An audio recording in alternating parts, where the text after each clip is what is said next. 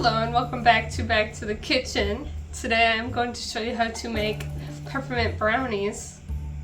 And you're going to start off by preheating your oven to 350 degrees.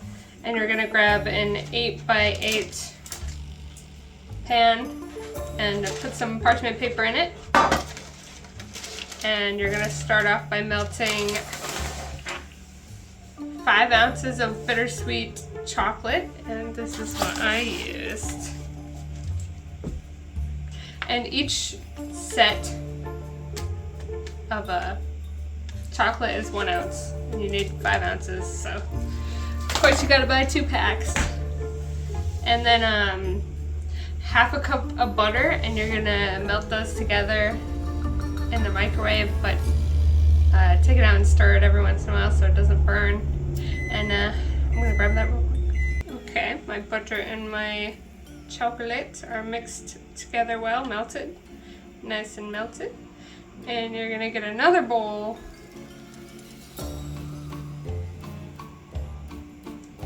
And put this and a few other things in there, hold on. Alright, I got my bowl.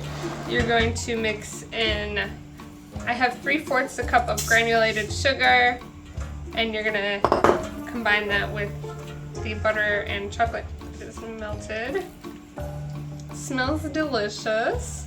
I mean, you gotta like chocolate for this. It's gonna be a decadent, I guess you could say,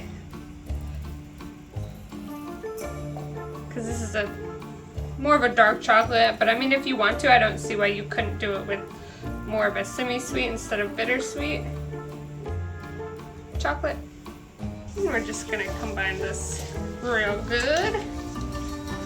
Beautiful. Smells a lot like chocolate. Could you imagine? And then you're gonna take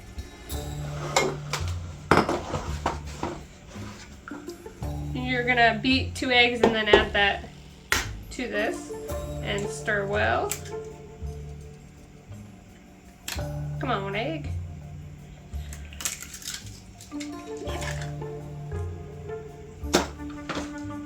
Okay.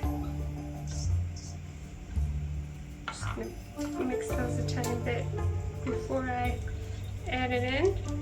Just makes it mix easier. Yeah.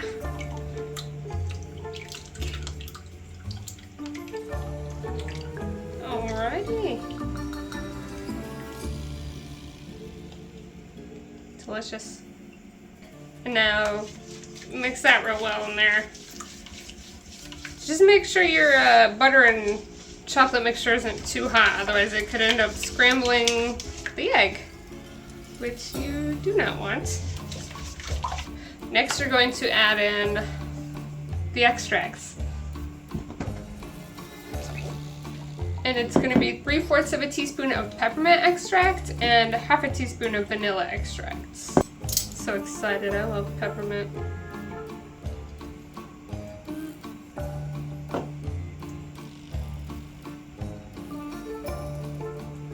Perfect. And then, oh boy, that smells good. It smells like mouthwash, but in an appetizing way.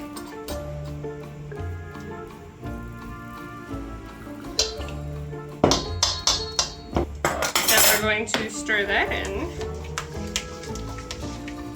And next we're going to add in 1/2 cup of all-purpose flour, 2 tablespoons of unsweetened chocolate powder. This is what I use. And 1/4 teaspoon of salt. And that's what I have right here. And you don't want to overmix this, so just stir it until it's combined.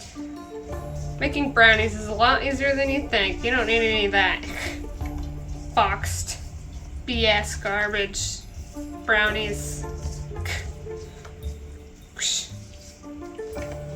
And now you're going to add this into the parchment paper lined pan. Oh boy, it smells good. Alright. Perfect. Now I'm just gonna tap this a little bit get it in there.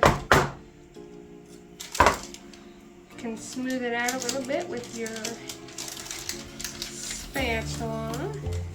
Smells good. I know I keep saying that, but it smells really yummy. Radical good. Very cool. Now you're gonna put this in your preheated oven, 350 degrees, for around 30 minutes. You wanna probably start checking it 25 minutes, especially if you got a dark pan like I do. And just when a toothpick comes out with moist crumbs on it. Okay. See you in like half an hour.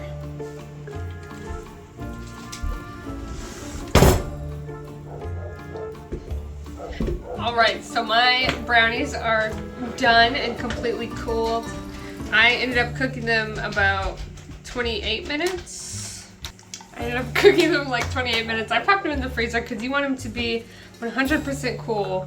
You never, don't be fooled by it being, oh, it's almost cool. And then you put frosting on it and then it melts and then you're sad.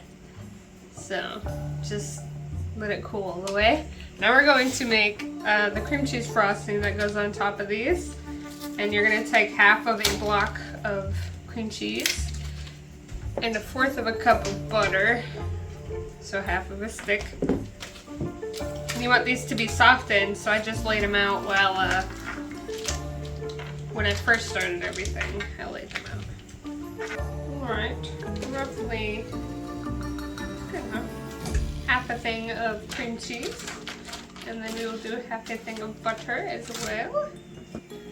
Throw that in here. I'm going to start off with 1 cup of powdered sugar, but you can add up to 1.5 cups. I'm just going to see how this goes.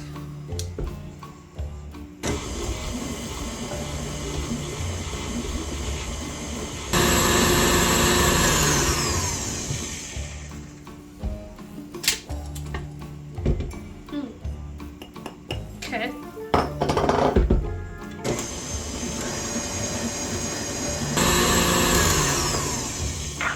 If you don't have a little wire cooling rack, you know, that's fine. You don't need to use it, but I do really enjoy it, so I would recommend getting one if you don't have one.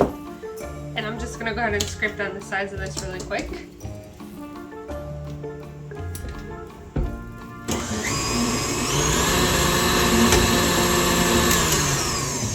Alright, well, this looks really nice, but let's see how it tastes.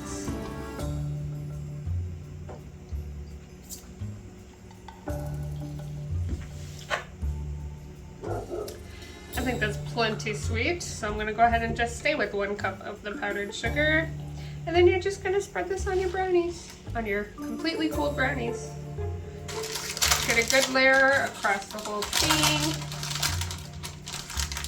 And you know, you don't have to use all of it, because this looks like a lot. I'm going to be honest with you. Like plenty of frosting. Cool. Yes, good. Okay. Now we are going to make a chocolate ganache to drizzle across the top of this. So you're going to take, well, I'm going to double it, but you can just take 3 tablespoons of heavy whipping cream and microwave it until it's boiling, or just boil it on the stove. This might be hard because it's just a little tiny bit. And 1.5 ounces of bittersweet chocolate, and this is what I'm using. Same thing as earlier, just in chocolate chip form. Yeah, I'll be back once my milk has boiled and I'll tell you the next step. Okay, so I heated my heavy cream until it started to boil, and I'm going to put my chocolate in with it. Give it a quick stir. And then you're going to cover it for 2 minutes.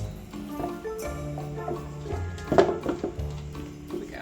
And then we're going to put it in this bag, let it sit another 5 to 10 minutes, and then you're going to drizzle it. Cut a little tip off the bag, and then, unless you have a piping bag, that would work better. But Be back in 2 minutes. Okay. Now let's see how this turned out. Okay. Now let's see how this turned out. Give it a good mixing. And you just stir it until it's all incorporated well. This would probably work better if you had a smaller bag, but I only have big bags. But you know, pastry bags would work the best, so you just do with what you got. This looks beautiful. This is how it turned out. Just keep stirring it and it'll come together like that. Alright, and now I'm just gonna shove this all into a little corner of the bag. And then when I'm ready, I'm gonna cut the tip off. But really, you don't have to do this part if you don't want to drizzle. You could just do this as a layer itself over the cream cheese frosting. But this way is more fun, I suppose. Now we're gonna let that rest for about 5 to 10 minutes. Yep. And I'll be back again. Actually, I'm gonna go ahead and cut these before we drizzle so that they stay pretty afterwards. And this should make about 16 pieces. Okay, let's see how this goes. Try and be super perfect here. Rad. Okay. Very cool. Oh no. Okay. It's working. Okay, they're not that even, but it's good. It's good. It's fine. Okay, perfect. Beautiful. Cool. Yeah. Alright, it's still a little bit warm, but it's gonna be good. I hope. Should be fine. Okay, so now we're gonna just drizzle it back and forth so it's a pretty pan. Alright. I have some left over because I want it. Delicious. And then next, I crushed up some candy canes here, and you're just gonna sprinkle that over the top, however much or however little you want on here. I crushed up 3, but I don't think I'm gonna use all of it. Hold on.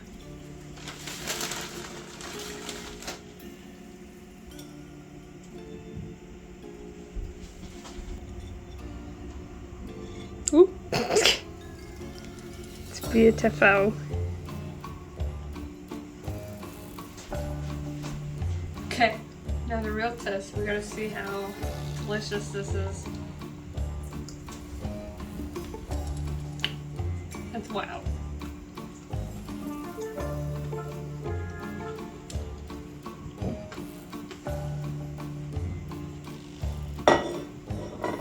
It's almost like fudge.